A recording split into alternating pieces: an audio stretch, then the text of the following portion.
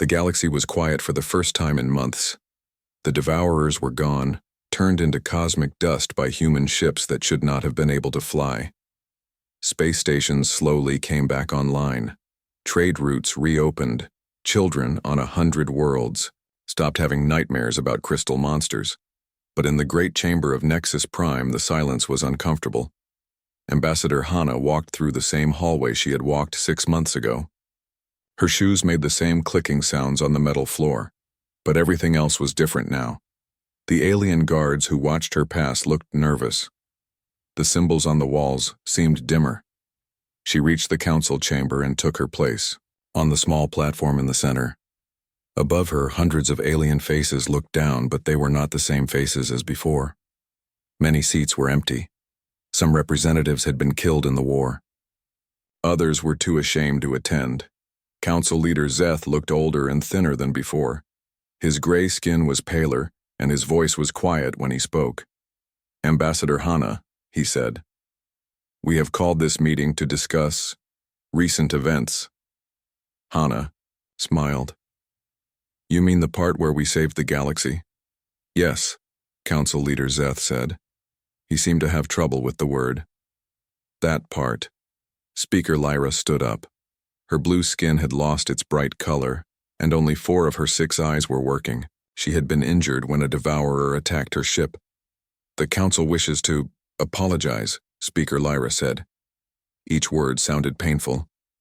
"We were wrong about human capabilities." "You were wrong about more than that," Hana replied. "You were wrong about what makes someone dangerous." The chamber was completely silent. Every alien was listening carefully to what the human would say next. "You thought we were dangerous because our ships exploded," Hana continued. "You thought we were reckless because we took risks. You tried to make us safe by giving us boring ships and stupid rules." She walked slowly around the platform, looking up at each section of alien representatives. "But you never understood what real danger means," she said. "Real danger is not being willing to risk everything when everything is at stake.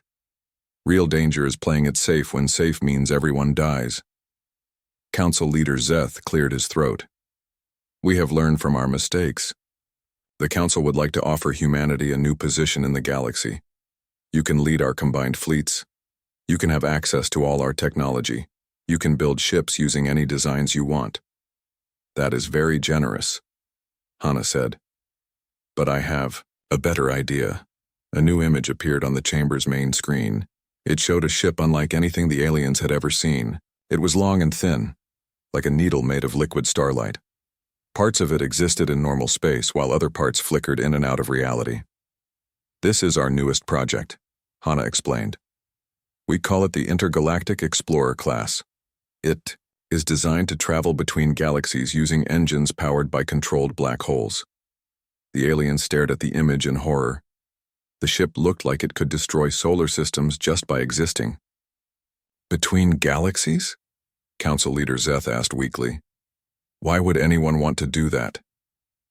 "Because it is there," Hana said simply. "Because it is dangerous. Because no one has ever done it before." Speaker Lyra leaned forward. "But surely you will stay to help protect the galaxy. We need human ships to defend against future threats." Hana shook her head. "You do not need us to protect you. You need to learn to protect yourselves, and you cannot do that as long as you depend on others to take risks for you." She pressed a button on her communication device. The image on the screen changed to show Earth's orbital shipyards. Dozens of impossible ships were under construction. Some looked like metal flowers that bloomed in the vacuum of space. Others resembled geometric shapes that existed in too many dimensions. All of them were clearly designed by people who considered the laws of physics to be suggestions rather than rules. "We are going exploring," Hana announced. "There are whole galaxies out there that have never seen a human ship. There are mysteries that need solving and dangers that need facing. We are going to find them." "But what about the coalition?" asked another alien representative. "What about our alliance?" "The coalition can continue to exist," Hana said. "You can make your own rules and fly your own safe ships. You can explore space at whatever speed makes you comfortable. But you cannot make rules for humans anymore. Council leader Zeth stood up slowly. What if we offered you anything you wanted? Technology, resources, entire star systems? Hana smiled. You still do not understand. We do not want your safe technology or your boring star systems. We want to find our own way through the universe. We want to take risks that terrify gods and somehow make them work. The chamber erupted in worried voices. Aliens spoke in dozens of languages, but they were all saying the same thing. What would happen to the galaxy without humans to protect it? Hana waited for the noise to die down. Then she spoke one final time. You can keep your safe universe, she said. We will be out there in the dangerous one, turning the impossible into the inevitable. Because that is what humans do. We never surrender, even when surrender seems logical. She turned and walked toward the exit. But before she reached the doors, she stopped and looked back. Oh, and one more thing, she said. If you ever face another threat like the Devourers, do not try to fight them with safe ships and careful plans. Remember what we taught you. Sometimes the only way to win is to risk everything. The chamber doors closed behind her with a soft histondu. 3 days later, the first intergalactic explorer ship was ready for launch. Captain Sora stood on the bridge of the Impossible Dream, looking at controls that existed in 17 dimensions and made music when she touched them. The ship was even more dangerous than the Phoenix-class vessels. Its engines burned holes in the fabric of space itself. Its navigation system plotted courses through the spaces between galaxies where physics worked differently. Its hull was made from crystallized time and compressed impossibility. All systems are nominal, reported her engineer, a man named Ji-Hun who had learned to repair things that did not exist yet, by which I mean everything is broken in exactly the right way. Perfect, Sora said. Open a channel to Earth. Admiral Yonsu appeared on the communication screen. She was sitting in her office, watching dozens of reports from human ships scattered across the galaxy. Each report was more impossible than the last. Ready for launch, Captain, Admiral Yonsu said. Try not to accidentally destroy any universes on your way out. No promises, Sora replied. But if we do destroy a universe, we will make sure it is a really boring one. The Impossible Dream began to move. Its engine sang a song that sounded like stars being born and dying at the same time. Space around the ship twisted into new shapes as reality tried to figure out what was happening. Then the ship was gone, vanishing into the void between galaxies. On Nexus Prime, alien astronomers watched their instruments go crazy as the human ship disappeared. Every sensor showed something different. Some said the ship had exploded, others said it had turned into pure energy. A few insisted it had become a mathematical equation. But deep in the space between galaxies where no life had ever existed before, Captain Sora sent her first report back to Earth.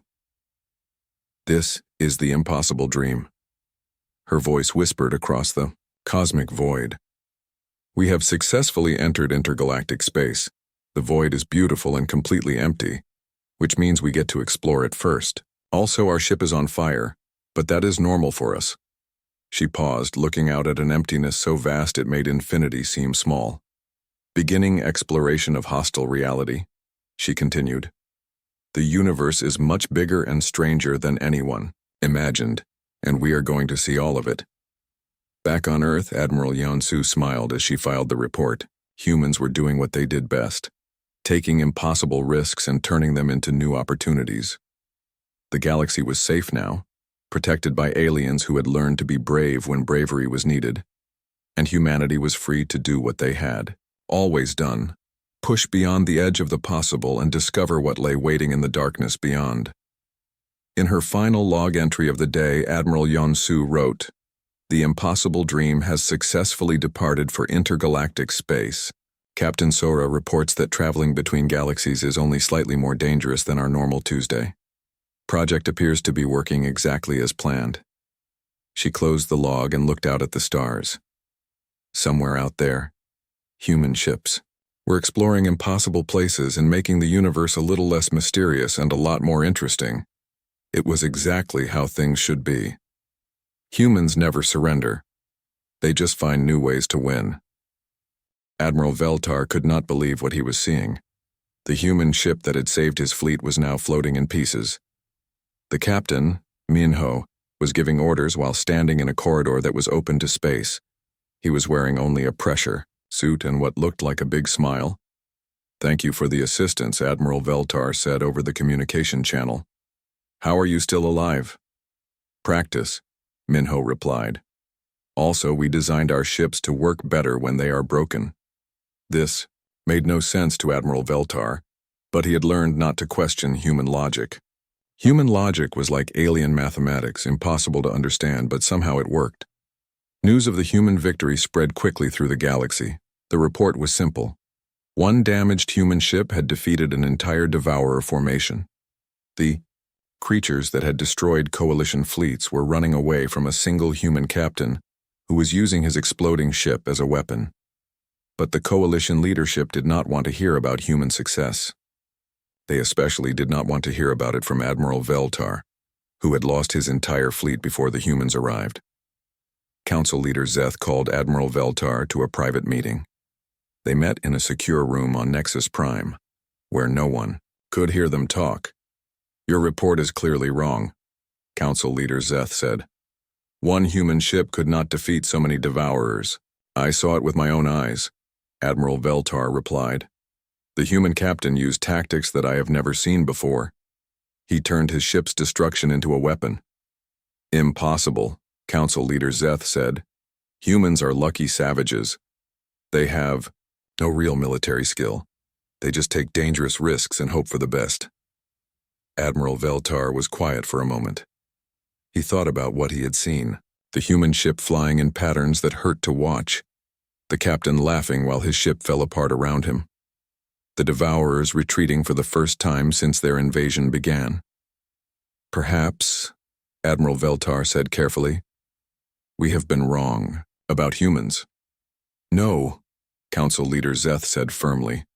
"We will defeat the Devourers using proper military tactics. We do not need human help." Admiral Veltar wanted to argue, but he knew it was useless. The Coalition leadership had made up their minds. They would rather lose the war than admit that humans might be better at fighting than aliens. This decision cost them greatly. 3 days later, the Devourers launched their main attack on the Coalition core worlds. They had learned from their defeat at Kepler 442. They had adapted to energy weapons, kinetic weapons, and every other type of normal military equipment. They were ready for everything the Coalition could throw at them. The Coalition fleet that met them was the largest in galactic history. 5,000 ships from dozens of worlds. Every species had sent their best warships. The fleet was commanded by Admiral Zexton, a Rilani officer famous for never losing a battle.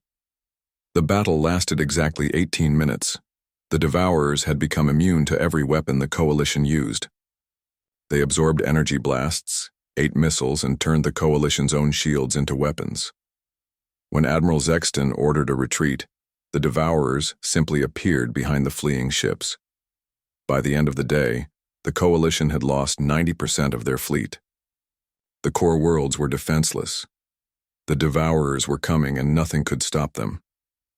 That night, Speaker Lyra made a decision that would have been impossible a week earlier. She sent a message to Earth. The message was simple. "We need help." Admiral Yonsu received the message while reviewing reports from her Phoenix-class ships. The reports were encouraging. Captain Jin'e had successfully flown her ship through the center of a collapsing star and emerged in a different galaxy. Commander Tae Young had discovered that his ship's exploding engine could be used as a faster-than-light travel system. Captain Yoonji had learned to exist in 17 dimensions at the same time. The Phoenix project was working better than anyone had hoped. The ships were dangerous, unstable, and completely insane. They were perfect. Admiral Yeon-su smiled as she read Speaker Lyra's message. Then she composed her reply. "You wanted us to use safe ships," she wrote. "Our safe ships are all busy ramming things at light speed and setting themselves on fire to see what happens. But if you are willing to accept some risk, we might be able to help you." The response from the coalition came quickly. "Please help us. We will accept any risk." Admiral Yeon-su laughed. "Famous last words," she said to herself.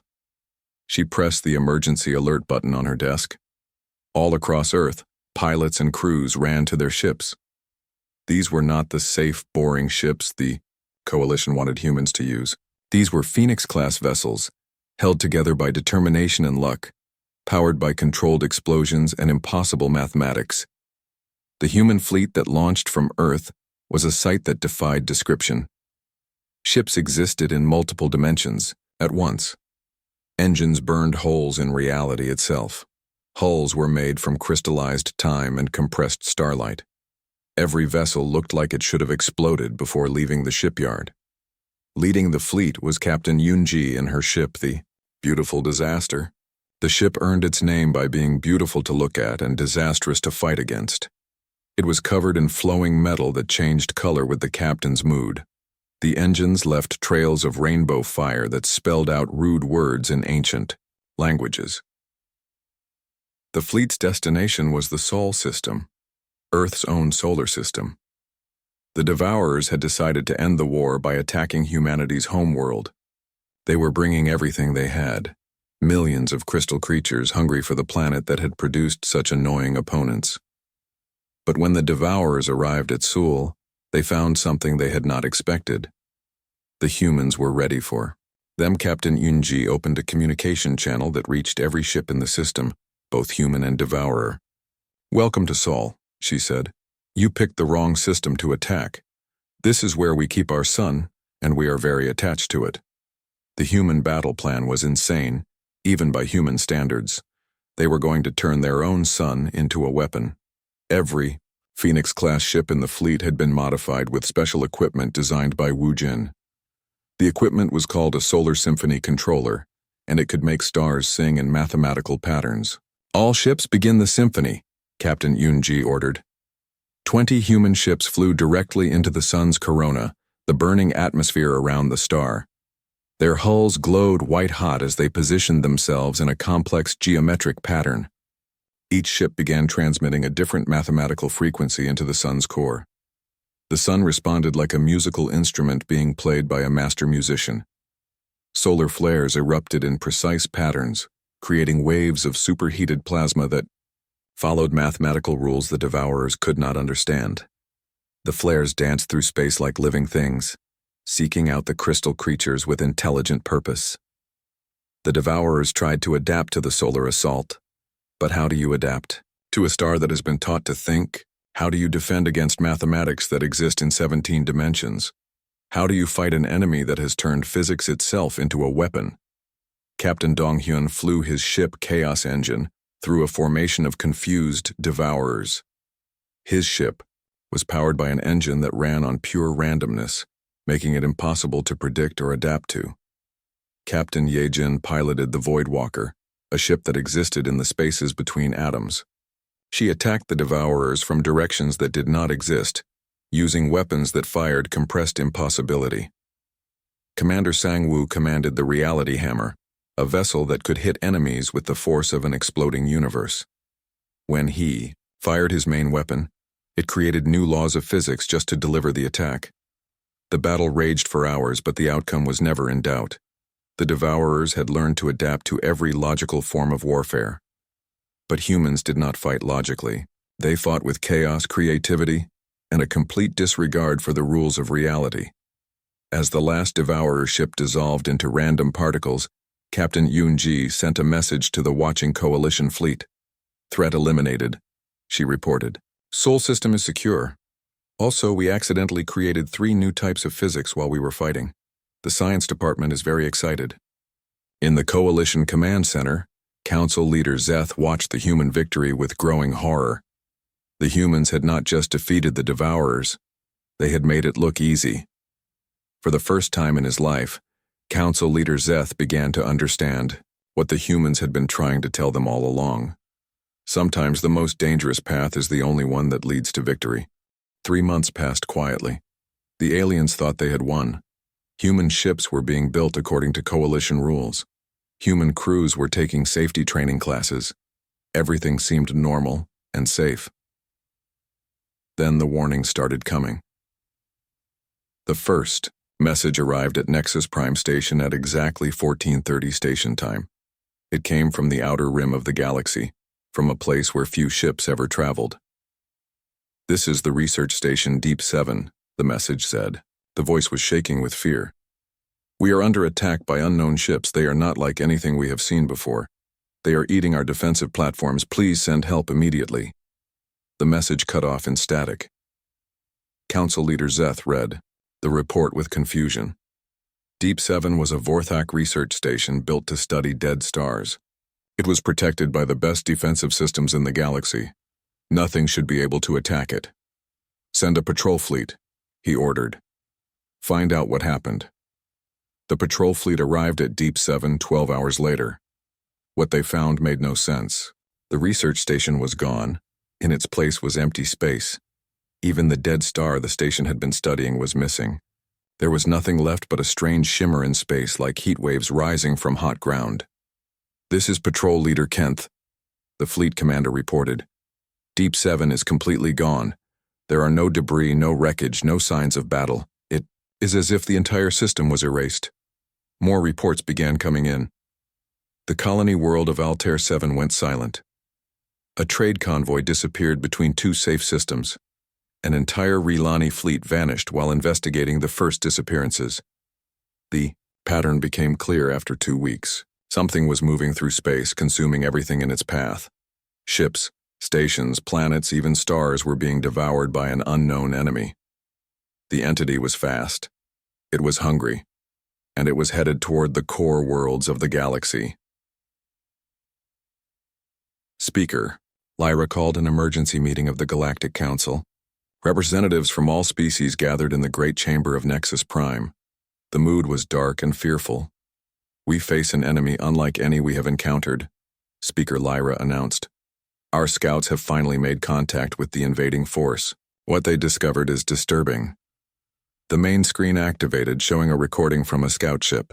The image was grainy and distorted, but everyone could see the enemy clearly. The ships were not ships at all. They were living things like giant jellyfish made of crystal and metal. They moved through space like fish swimming through water. When they found something to eat, they opened like flowers and consumed everything nearby. "We call them the Devourers," Speaker Lyra continued. "They appear to be biological constructs, but they use technology we do not understand. Every weapon we use against them, they adapt to. Every defense we build, they overcome." Council Leader Zeth stood up. "How many are there?" "Thousands," Speaker Lyra replied. "Maybe millions. Our long-range sensors show a fleet stretching across entire sectors of space." The chamber erupted in frightened voices. Aliens spoke in their own languages, but the meaning was clear in every tongue. This was the end of everything. "We must evacuate the core worlds," suggested one representative. "We should hide in the dead zones of space," said another. "Perhaps we can negotiate with them," offered a third. But deep down, everyone knew the truth. The Devourers could not be reasoned with. They could not be stopped. They were a force of nature, like a cosmic storm that devoured everything in its path. While the council argued about evacuation plans, Captain Minho was floating in a different dimension, watching the debate through sensors that existed in 17 realities at once. The Defiant Dawn had been exploring the spaces between normal space for 3 months. Minho and his crew had learned to navigate by instinct, to breathe vacuum when their life support failed, and to think in mathematics that made computers explode. "Captain," said his communications officer, a woman named Haya Jin who could hear radio signals with her mind. "I am picking up distress calls from normal space. Something big is happening." Minho looked at the readings. The Defiant Dawn's sensors could see things that did not exist yet and hear sounds from the past. Right now they were showing him the future of the galaxy if nothing changed. It was not a good future. "Send a message to Admiral Yansu," Minho ordered. "Tell her we have a problem. Also tell her we have a solution, but she is not going to like it." The message traveled through folded space and arrived on Earth 3 seconds before Minho sent it. Admiral Yunsu read the report while eating breakfast. By the time she finished her coffee, she had already begun preparing for war. Meanwhile, in the Kepler 442 system, the Coalition fleet was learning what real fear felt like. Admiral Veltar commanded the largest fleet in Coalition history. 200 ships armed with the most advanced weapons known to science. His ship, the Pride of Vorthak, was a fortress in space protected by shields that could stop the energy of an exploding star. None of it mattered. The Devourers arrived like a storm of living crystals. They flowed around the Coalition fleet like water around rocks. When the Coalition ships fired their weapons, the Devourers absorbed the energy and grew stronger. When the fleet tried to retreat, the Devourers simply appeared in front of them. All ships, concentrate fire on the lead creature, Admiral Veltar ordered. 100 energy beams struck the largest Devourer. For a moment it seemed to work. The creature writhed and shrank. Then it split into 2 creatures, each one immune to energy weapons. Switch to kinetic weapons, Admiral Veltar commanded. The fleet fired missiles and metal projectiles. The Devourers caught the weapons in mid-flight and ate them. Then they began copying the weapons, shooting the same missiles back at the Coalition ships. In 10 minutes, half the Coalition fleet was destroyed. In 20 minutes, only Admiral Veltar's flagship remained. The Pride of Vorthak was surrounded by hungry crystal creatures that were learning how to use its own weapons against it. That was when the Defiant Dawn arrived. The human ship appeared without warning, materializing out of a fold in space that should not have existed. It was on fire as usual. Half its hull was missing. The other half was covered in ice, plasma, and what looked like crystallized time. Captain Minho's voice came over the emergency channel. "This is the Defiant Dawn. We see you have a pest problem. Permission to engage in extremely stupid behavior." Before anyone could respond, the human ship dove straight into the center of the Devourer formation. What happened next defied every law of physics, military tactics, and common sense. Minho used his ship's fusion reactor as a battering ram, smashing through 3 Devourers before they could adapt. When they began to copy his energy signature, he switched tactics and started ramming them with pieces of his own ship. "He-Jin, eject the starboard engine," he called. "Sir, we need that engine to fly," she replied. "Not if we are planning to crash into something bigger than us," Minho pointed out. The ejected engine exploded among the Devourers, creating a chain reaction that destroyed 12 of them. The creatures tried to adapt to the explosion, but Minho had already moved on to his next impossible tactic. He began flying the Defiant Dawn in patterns that hurt to look at, creating geometric shapes in space that confused the Devourers' adaptive systems. When they tried to follow his movements, they crashed into each other. "Captain," Hyojin reported, "our ship is falling apart." "Good," Minho replied. "Use the falling apart as a weapon." Pieces of the Defiant Dawn scattered in all directions, each piece programmed to explode at exactly the right moment. The Devourers, designed to adapt to logical weapons, could not understand how debris could be more dangerous than missiles. For the first time since their invasion began, the Devourers retreated. Admiral Veltar watched in amazement as the burning remains of a human ship chased away an enemy that had destroyed his entire fleet. His communications officer was trying to contact the human captain, but the only response was static mixed with what sounded like laughter. Then more human ships began arriving. Each one was more impossible than the last. Each captain was crazier than the previous one. They flew ships held together by hope and fury, armed with weapons that should not work, following battle plans that read like suicide notes. And somehow, they were winning. The tide of the war had turned, and it was flowing in the most dangerous direction possible. Admiral Yunsu read Hana's message 3 times. Each time, her smile got bigger. She was sitting in her office at Earth Defense Command, looking out at the construction yards where human ships were being built.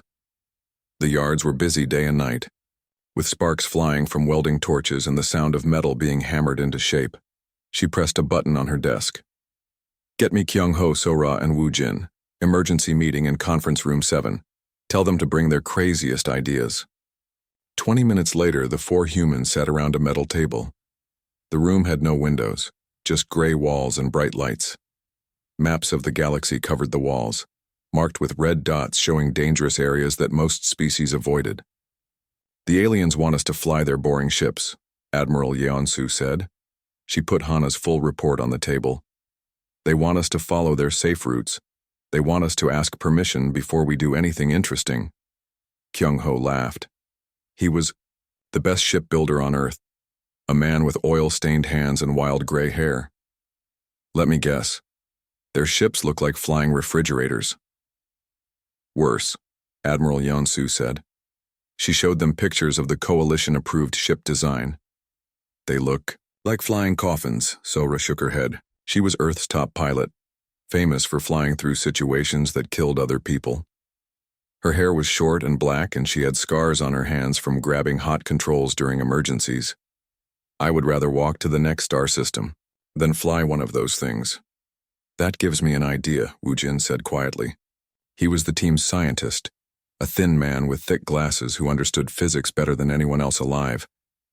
What if we built ships that were so dangerous, the aliens would be afraid to even look at them? Admiral Yeonsu leaned forward. Keep talking. Think about it, Woo Jin continued. They say our ships are dangerous. They say we take too many risks. What if we proved them right? What if we built ships that were completely insane? Kyung-ho's eyes lit up. Ships that run on controlled explosions. Ships that use black holes for fuel. Ships that exist in 17 dimensions at the same time. Ships that scare the laws of physics, Sora added. Admiral Yeonsu stood up and walked to the wall map. She pointed to a red area marked, "Dangerous, do not enter." The aliens think space is dangerous. They try to make it safe with thick walls and slow engines. But what if dangerous is exactly what we need? Over the next 3 days, the team worked without sleep. They drew plans on whiteboards, argued about impossible mathematics, and designed ships that should not be able to fly. Kyung-ho created engines that burned space itself as fuel. The engines would run at 110% power all the time. Most engineers said this was impossible. Kyung-ho said that was the point. If it is not impossible, he explained, then it is not worth building. Woo Jin designed navigation systems that looked for the most dangerous routes through space. Instead of avoiding asteroid fields, these systems would fly through them. Instead of going around black holes, they would use them as shortcuts. Safe routes are for people who want to arrive safely, Woo Jin said. We want to arrive quickly. Sora developed new flying techniques that she called chaos flying. The idea was simple.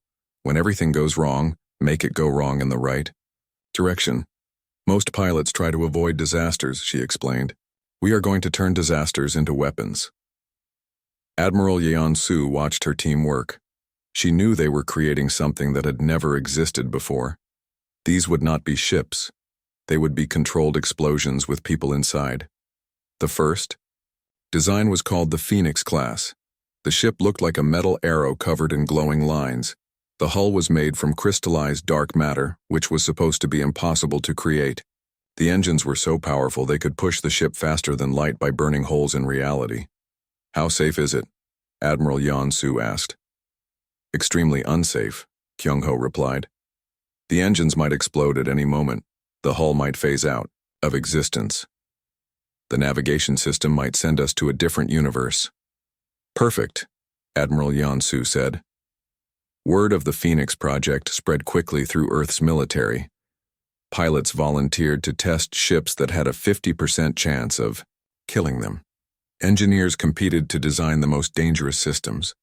Scientists worked on theories that made other scientists run away screaming. The aliens were watching, of course. They had spy satellites around Earth and spies in Earth cities. The spy reports were confusing. The humans are building ships that will definitely explode, one report said. Their new engines violate 16 laws of physics, said another. They are testing weapons that fire pieces of collapsed stars, said a third. The alien leaders read these reports and shook their heads. This was exactly what they expected from humans. Even when faced with reasonable restrictions, humans chose to become more dangerous, not less. They are proving our point, Council Leader Zeth told the other aliens. Humans cannot be trusted with normal technology. They will kill themselves with these impossible ships. 3 months after the first meeting, the Phoenix project was ready for its first test. The ship was called Defiant Dawn, and it was piloted by Captain Minho, a man who had survived 17 ship explosions and considered them good luck. The launch took place at Earth's most remote space station. The station was built inside a hollow asteroid, far from any populated areas. If the test went wrong, the explosion would not hurt anyone important. Minho sat in the pilot's seat of the Defiant Dawn. The controls were nothing like normal ship controls.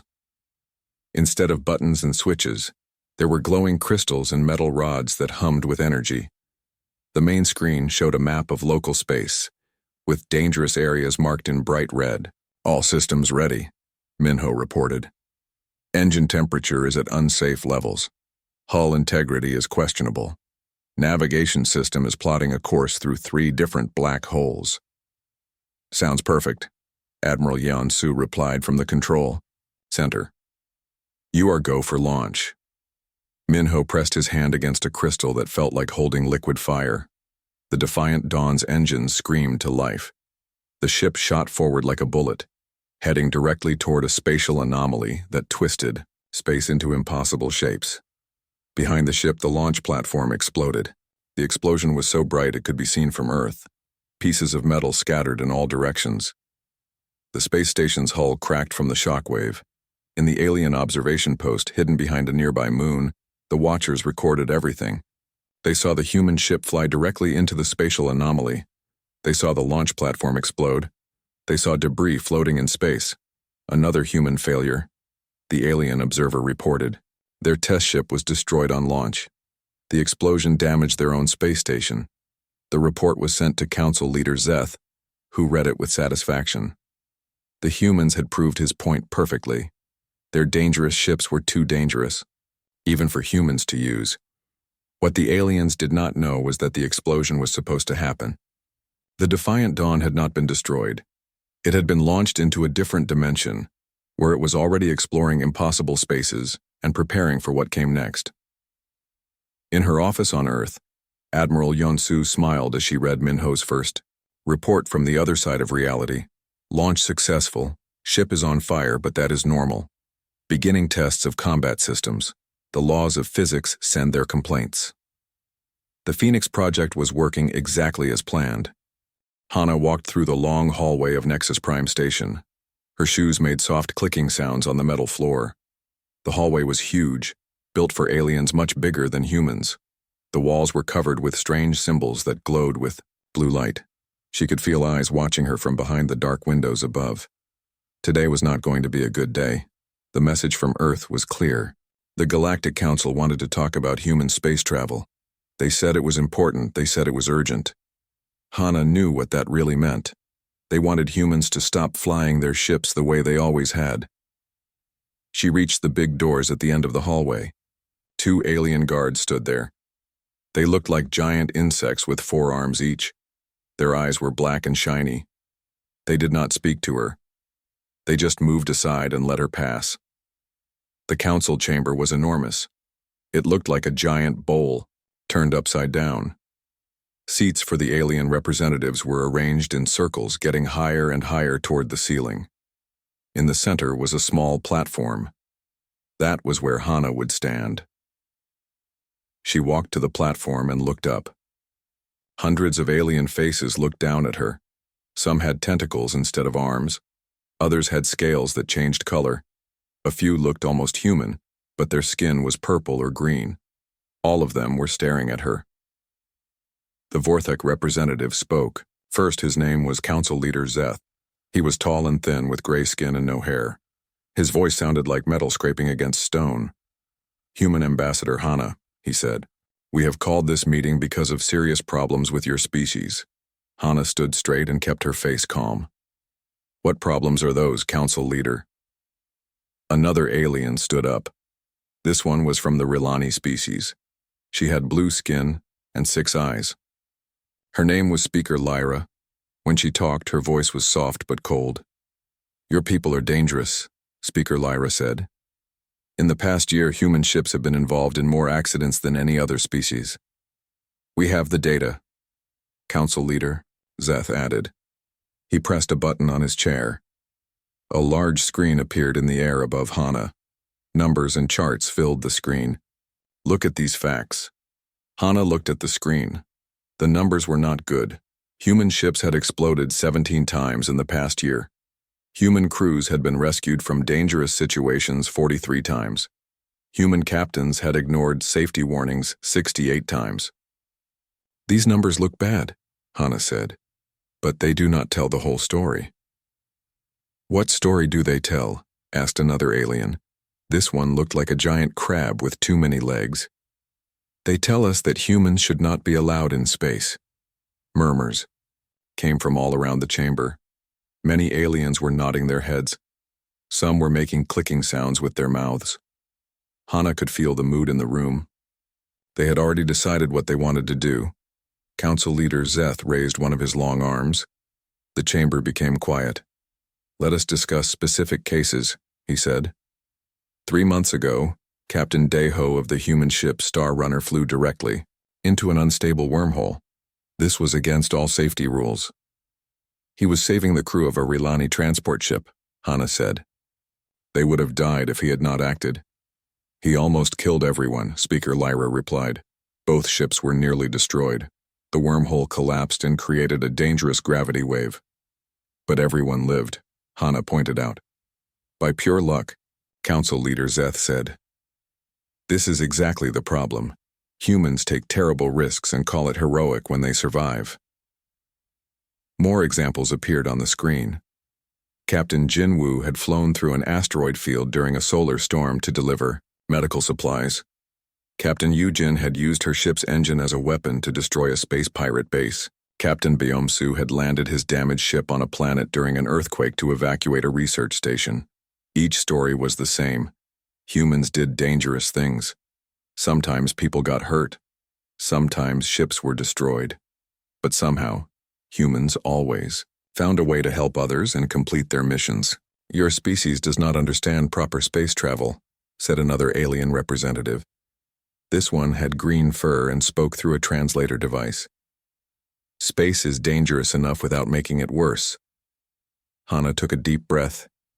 She had been expecting this conversation for months. Reports had been coming from all over the galaxy. Alien species were complaining about human behavior in space. They said humans were crazy. They said humans were reckless. They said humans were going to get everyone killed. "Council members," Hana said, "I understand your concerns. But you must understand something about humans. We do not take risks just to be dangerous. We take risks because sometimes risk is the only way to save lives." "That is exactly the problem," Council Leader Zeth said. "You think taking risks is normal. Other species think first, then act. Humans act first, then think." The chamber filled with sounds of agreement. Aliens were clicking, humming, and making other noises that meant yes in their languages. Speaker Lyra stood up again. "We have made a decision," she said. "Humans will be allowed to continue space travel, but only under new rules." A new image appeared on the screen. It showed a spaceship that looked nothing like human designs. It was round and smooth, with thick walls and small windows. It looked slow and heavy. "This is a coalition-approved ship design," Speaker Lyra explained.